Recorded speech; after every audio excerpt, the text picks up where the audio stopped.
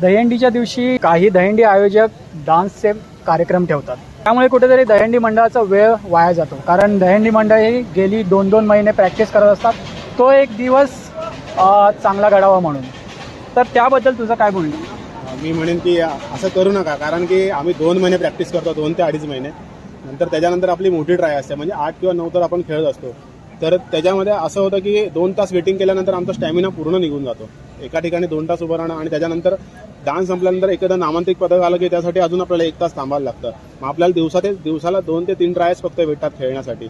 जर कमीत कमी जर गोविंदा 2 महिने 2.5 महिने प्रॅक्टिस करतोय, तर त्याला दिवसाला म्हणजे कमीत कमी 10 ट्राय तरी खेळायला मिळाला पाहिजे. त्याला त्याचा खेळ दाखवला आला पाहिजे. प्रत्येक खेळाडू नाराज आहे या गोष्टीपासून, म्हणजे आमचा तर प्रत्येक खेळाडू नाराज आहे.